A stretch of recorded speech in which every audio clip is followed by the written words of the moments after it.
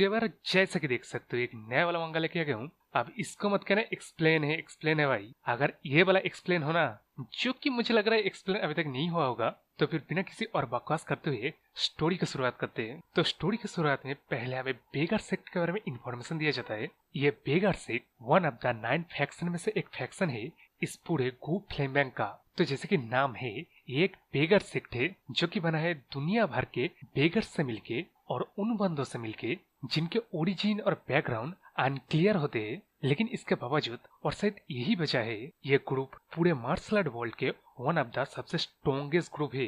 तो यहाँ बेगर सेक्ट के बंदों के बारे में कहा जाए तो इसके मेंबर फ्री स्पिरिटेड, संकी लेकिन स्किल्ड क्राफ्ट्समैन होते हैं। और ये लोग सबसे बेस्ट बंदे होते हैं इंफॉर्मेशन गैदर करने में, और इसी स्किल की मदद से ये लोग वेल्थ एक्यूमुलेट करते हैं। लेकिन क्या है कि ये लोग बेगर से, तो लोग इन्हें तुच्छ मानते हैं और अपमान करते हैं। तो अब इस बेगर सेक्ट का स्ट्रक्चर के बारे में, जो कि बिल्कुल सिंपल है। पूरे नेशन में चारों ओर बेगर्स के अपने अपने एरिया के लीडर्स होते हैं, और इसी तरह ये लोग इफेक्टिवली पूरे नेशन के हर एक कोने में पाए जाते हैं। तो अब इन सबके ऊपर जो बंदा हाईएस्ट अथॉरिटी रखता है उसे ड्रैगन हेड चीफ कहा जाता है, जो कि सारे बेगर्स को कमांड करने की ताकत रखता है। तो यहाँ हमें बेसिक से इन्फॉर्मेशन मिल गया। इसके बाद यहाँ से इंसेप्ट होके हमें इस बंदे को दिखाया जाता है जो कि एक बेगर को अच्छी तरह से मार के जमीन में थूक के उस थूक के साथ मिट्टी को भी उस बेगर को फोर्सफुली खिलाता है। तो इस बंदे का शायद नाम लॉन्ग जो है, जो कि चिनसॉ सेक्ट के एक डिसाइपल है,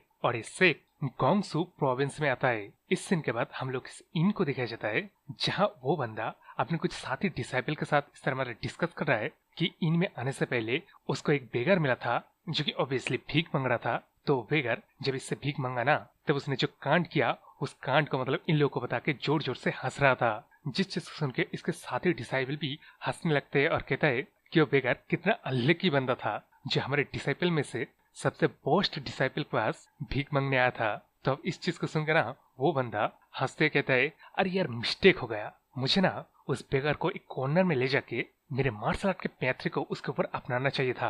तो अब इस बात को सुन के उसके एक साथी डिसाइपल कहता है कि ये लोली बेगर्स, वो लोग तो ऑनर फील करना चाहिए हम लोगों के हाथों अगर मरे तो। लेकिन इनमें से एक साथ कोई डिसाइपल कहता है कि ये जो बातें चल रहा है ना, ये बात अगर सिख लीडर सुन लेना, तब इससे पहले कोई कुछ कह पाता कि उसके सिख लीडर क्या करेंगे। अगर सुनेंगे तो बाहर से एक बड़ी जोर की आवाज आती है और हम लोग को दिखाया जाता है इनके सेक्ट के इस दरवाजे को किसी ने तोड़ दिया है। तो अब ये चीज सुनने के बाद इन लोगों का पहला रिएक्शन ये आता है कि इन लोगों के ऊपर एनिमीज ने अटैक कर दिया है। तो ये लोग अपने अपने सारे कांच कम छोड़ के जहाँ से आवाज आया यानी कि सेक्ट के दरवाजे पे आता है। लेकिन उस तरफ के हमें दिखाया जाता है ये जो बंदा, जो कि मतलब दरवाजा टूटने के बाद आया, वो जमीन में झुक के अपने हाथ फैला के भीख मांग रहा है। तो यार ये पाइनएप्पल जैसे दिखने वाला बंदा किसी इन से आते वक्त या नहीं तो जाते वक्त वो बैगर्स को मारने वाला कांड किया था, और अभी जो हम लोग को बिल्डिंग दी गई है ना, वो इन लोगों का सेक्ट है। ये बातें मैं क्लियर कर दे रहा हूँ, ठीक है। तो अब अपने पाइनएप्पल बंदे के साथ साथ उसके साथी डिसाइपल्स ये बंदा कौन है ये पूछने लगते हैं और धमकी देने लगते हैं कि ये जगह कौन सा जगह है, क्या उसे पता है। लेकिन उस तरफ अपने पाइनएप्पल बंदा बोलता है, एक मिनट उसने क्या कहा अभी उसने कुछ मांगा शायद, क्या मैंने सही सुना। लेकिन अब इस तरफ हमें हमारे मेन कैरेक्टर को दिखाया जाता है जो कि उठते हुए कहता है, अरे अब कोर्स मैं जानता हूँ ये जगह कौन सा जगह है। अरे मैं तो बस ऐसा गुजर रहा था, इसलिए सोचा क्यों ना तुम हरामजादा से कुछ भीख मांग लिया जाए। लेकिन उससे पहले तुम में से कोई बताएगा क्या इस बच्चे को तुम में से किसने मारा है। मैं सच कह रहा हूँ, तू अगर खुद से सामने आया ना, तब तेरे को मैं जिंदा छोड़ दूंगा। तब इस बात को सुन के ना बहुत सारे बंदे एकदम मतलब कंफ्यूज है। लेकिन इस तरफ अपने पाइनएप्पल वाला बंदा उस बेगर को देख के जोर जोर से हंसने लगता है और अपने सारे बंदों को बताने लगता है, अरे भाइयों मैं बता रहा था ना, ये बेगर वही वाला बेगर है। अच्छा तो बेगर सेक्ट के हरामजादा है क्या। तभी मैं सोच रहा था एक गंदी स्मेल कहाँ से आ रहा है। लेकिन उस तरफ अपना मेन कैरेक्टर उस बंदे से कहता है, अरे बच्चे तो डर मत, तू बस उंगली से इशारा करके दिखा दे, उसके बाद का मामला मैं संभाल लूंगा। तो अब इस बात को सुन के अपने ये वाला बंदा डरते हुए अपने उस पाइनएप्पल वाले बंदे के ऊपर इशारा करके दिखा देता है। तो अब इस इशारे को देख के अपने पाइनएप्पल वाला बंदा बोलता है, तू हरामजादा तुझसे बेगर का ही का, तू मेरी तरफ उंगली दिखा रहा है। तो अब इस बात को सुन के अपने मेन कैरेक्टर कहता है, अरे हरामजादे के बच्चे लोग, तू बार बार मेरे को बेगर बोल के एनोइंग कर रहा है। तो तेरे जैसे एनोइंग डॉग्स को एक अच्छी तरह से बीटिंग मिले ना, तब तुम लोग का इलाज हो जाएगा। वैसे भी अगर मैं तुम सबको यहीं पे मार के गाड़ भी दूं ना, तब भी कोई फर्क नहीं पड़ने वाला है। तो अब ये बोलते हुए अपना मेन कैरेक्टर ये ग्रीन वाला स्टाफ निकल लेता है, जिस चीज को देख के अपने ये सारे बंदे कहते हैं अरे वो स्टाफ ये बंदा कहीं चीप तो नहीं है। जिस बात को सुनकर उसके पास वाला बंदा कहता है अरे अगर ये चीप हुआ ना तब तो ये 5th रैंक का मास्टर होगा शायद। लेकिन उस तरफ अपने पाइनएप्पल वाला बंदा बाकी सारे बंदे को ऑर्डर देने लगता है कि तुम हरामजादा क्या कर रहे हो, इसको मारो पहले। जिस बात को सुन के ये लोग अपने मेन कैरेक्टर ऊपर अटैक करने जाते हैं, लेकिन उस तरफ क्या अपना मेन कैरेक्टर बस एक बार उस स्टाफ को घुमाता है, बस उसकी झटके से, जिसका मतलब देख रहे हो एटलीस्ट 10 बंदे तो मतलब ऐसे ही निपट गए और वो बार इन दोनों का मतलब सर में नहीं लगता, बस पास से गुजर जाता है। जिस चीज को देख के अपना मेन कैरेक्टर कहता है अरे यार मैंने मिस कर दिया, ऐसा लगता है मेरा प्रैक्टिस छूट रहा है। तो अब यहाँ अपने वो सारे बंदे कुछ और ज्यादा रिएक्शन दे पाता उससे पहले ही अपना मेन कैरेक्टर उस पाइनएप्पल वाला बंदे के चेहरे के ऊपर एक जोर का फटका देता है। इस चीज को देख के ये शायद मतलब उन लोगों का सीनियर ब्रदर डिसेबल होगा, जो कि अपने मन में सोचता है ये सच में बुरा हो रहा है। लेकिन उस तरफ अपना मेन कैरेक्टर वो पाइनएप्पल वाला बंदा एक फटके के बाद उड़ के जहाँ गया था ना, उस तरफ जाते हुए कहता है तुम हरामजादो एक प्रेस्टिजियस सेक्ट के डिसाइपल हो जो कि कुछ ही सिर्फ मार्शल आर्ट जानता है, इसके बावजूद एक्ट तो ऐसे कर रहे हो कि तुम लोगों को तो कुछ है ही नहीं। यही सोच के क्या तुम लोगों को बुली कर रहे हो और तू हरामजादे एक फटके के बाद का सो गया क्या? तो यार ये पाइनएप्पल वाला बंदा जिसका अपने मेन कैरेक्टर ने खींच के स्ट्रॉबेरी बना दिया है, वो सोने की एक्टिंग कर रहा था, मतलब बेहोश होने की एक्टिंग कर रहा था। जिस चीज को देख के अपने मेन कैरेक्टर उसके ऊपर दे दनादन लाते मुक्के की बारिश कर देता है, जिनको खाते अपने पाइनएप्पल वाला बंदा बोलता है अरे रुक जाओ जरा, वो पहले मिस्टेक था प्लीज। जिस चीज को सुन के अपना मेन कैरेक्टर और जोर जोर से मतलब दे दनादन मारते हुए कहता है हरामजादे के बच्चे, मिस्टेक था है तेरे के साथ अभी भी समझ में नहीं आ रहा है, और एक्चुअली तेरे कहने का मतलब क्या है? बेगर्स का क्या ऐसी ही मिस्टेक से बिटिन किया जा सकता है? तुम प्रेस्टिजियस सेक्ट के डिसाइपल, तुम लोग अपने मार्शल आर्ट की ट्रेनिंग बड़ी कंफर्टेबली एंजॉय करते हो है ना, इसलिए शायद तुम लोग को लग रहा होगा हम बेगर सेक्ट के बंदे के पास कोई स्किल ही नहीं होते। लेकिन तेरी जानकारी के लिए बता दूं, हम बेगर सेक्ट के हर एक बंदे इजीली वर्ल्ड के स्ट्रॉन्गेस्ट मार्शल आर्टिस्ट मास्टर होते। तो अब इसके बाद राइटर हम लोग को बताता है ये बेगर सेक्ट के बंदे चारों तरफ यहाँ हुआ वैसे ही बस घूमते रहते हैं इंफॉर्मेशन इकट्ठा करने के लिए, और उसे सेल करने के बाद भी इन लोगों के पास खाने के लिए भी इतना ज्यादा खाना नहीं रहता है। ये लोग फटे गंदे कपड़े वगैरह पहन के रखते हैं, जिसकी वजह से लोग इनका मजाक उड़ाते हैं। लेकिन इन बंदलों के अगर आंखों की तरफ देखा जाए ना, तब ये लोग एक ऐसा फोर्स बन जाते हैं जिस फोर्स के हर एक मेंबर के पास खोने के लिए कुछ है ही नहीं। और अगर उस तरह से बंदे से मिलके एक फोर्स बना है, तब वो force one of the terrifying force हो जाते हैं। और क्या है कि एक्चुअली इस तरह के फोर्स कई सारी जगह पे अलग अलग तरीके से मौजूद है। ये बोलने के बाद अपना मेन कैरेक्टर ये चीज को मतलब नरेट कर रहा था, तो जब ये सब कुछ बोलना हो गया ना, तब अपने मेन कैरेक्टर के बेगर सेक्ट के सारे बंदे इनके पूरे सेक्ट के ऊपर हमला कर देते। तो इस आर्मी वाले फोर्स को देख के ना अपने सीनियर ब्रदर टाइप डिसाइपल ना कहता है तू बेगर सेक्ट के हरामजादे के बच्चे, ऐसा लग रहा है तू कुछ ज्यादा ही बड़ी बड़ी बातें करना अच्छी तरीके से जानता है। जिस चीज को सुन के अपना मेन कैरेक्टर कहता है मैं जानता था तुम में से कोई ना कोई हरामजादा ये जरूर से कहेगा, तो क्या तू मेरे इस बेगर सेक्ट के वीक मार्शल आर्ट स्किल को देखना चाहेगा? ये बोलने के बाद ना भाई अपना मेन कैरेक्टर उस सीनियर ब्रदर टाइप बंदे के नाक के 2 छेद में अपना 2 उंगली डाल देता है, और डालने के बाद कहता है तो हरामजादे तू वेरीफाई कर तो सारा हम बेगर्स लोगों का स्किल कमजोर है कि नहीं। तब इसके बाद शायद अपना मेन कैरेक्टर इसको पूरी तरह से मतलब निपटा देता, क्योंकि वो बंदा सीरियसली कुछ बोलने के हालात में नहीं है। लेकिन यहाँ ये शायद टेलीपैथी की मदद से कोई बंदा अपने मेन कैरेक्टर कहता है वहीं पे रुक जा।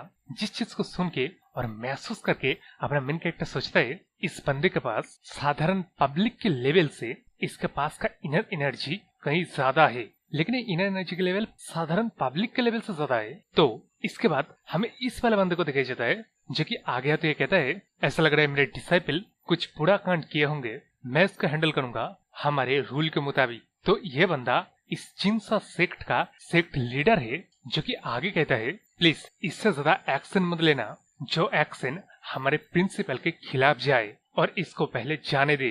जिस चीज को सुन के अपना मेन कैरेक्टर उस सेक्ट लीडर की तरफ देखते हुए कहता है क्या कहा बुड्ढे? प्रिंसिपल वो तुम लोग हो जिन्होंने पहले लोगों को कुत्ते की तरह ट्रीट किया, उससे भी बुरा मेरे बेगर सेक्ट के बच्चे को थूक से मिक्स्ड करके मिट्टी को खिलाया। इस सब कांड के बाद तुझे लग रहा है तेरे से बातों से मेरे बेगर सेक्ट के ग्रीवेंसेस खत्म हो जाएगा?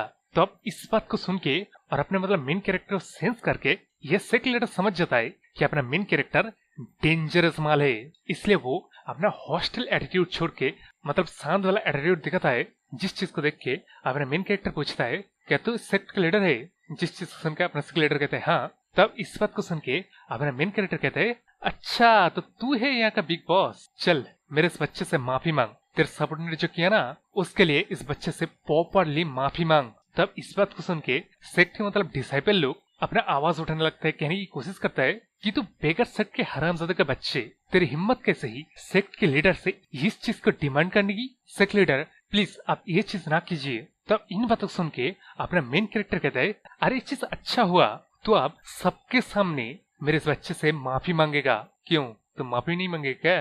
तब इस बात को सुन के वो सेक्ट लीडर अपने सारे डिसाइपल की बातों को इग्नोर करके इस बेगर से प्रॉपरली मार्शल जेस्चर दिखाते हुए माफी मांगते हुए कहता है मैं अपॉलॉजी मांगता हूँ एज अ सेक्ट लीडर, मेरे डिसाइपल के एक्शंस की वजह से वो मेरे डिसाइपल्स अभी भी सीख रहे हैं, इसी वजह से नादानी में उन लोगों ने आपके बेगर सेक्ट के मेंबर के ऊपर इस तरह व्यवहार किया।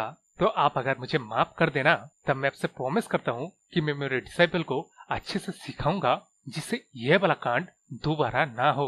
तब एक कहने के बाद ना वो सारे डिसाइपल मतलब कहने लगते कि सेक्ट लीडर ये आप क्या किए, आपको ये करना नहीं चाहिए था, वो हरामजादे बेगर्स कम है। लेकिन अब इन बातों को सुनकर ना अपने सेक्ट लीडर अपने सारे डिसाइपल के ऊपर चिल्ला देता है। तो यहाँ चिल्लाते हुए कहता है तुम घटिया डिसाइपल हो, तुम्हारे फुल्लिस एक्शन के क्या रिएक्शन है ये चीज तुम लोग को अभी भी समझ में नहीं आ रहा है क्या? जिस चीज को सुन के वो सारे डिसाइपल लोग अपना सर झुका के अपने मेन कैरेक्टर से और मतलब बच्चे से भी माफी मांगता है। जिस चीज को देख के अपने मेन कैरेक्टर अपने सारे बंदे को बोल देता है चल अब वापस चलो रे। लेकिन अब यहाँ अपने सेक्ट लीडर अपने मेन कैरेक्टर का नाम पूछता है और उसके एक्सेप्शनल मार्शल स्किल को देख के उसके मास्टर के भी नाम के बारे में वो क्यूरियस है। जिस चीज को सुन के अपना मेन कैरेक्टर फाइनली उसका नाम बोलता है जो कि होंग नियंग और उसके मास्टर का नाम है होंग चिल प्योंग। तो यार किसी वजह से अपने सेक्ट लीडर का मतलब खूब जोर का झटका लगता है इस होंग चिल प्योंग का सिर्फ नाम सुन के।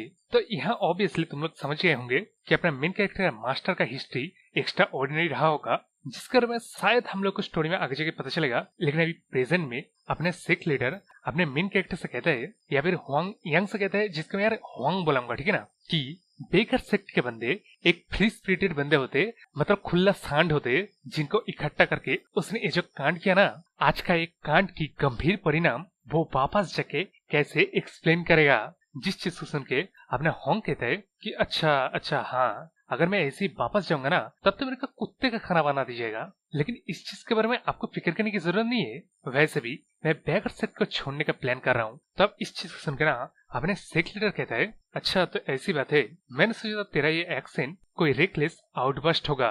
खैर छोड़ो, डिसाइपल ऑफ होंग चिल प्योंग, मैं तेरे नाम को याद रखूंगा।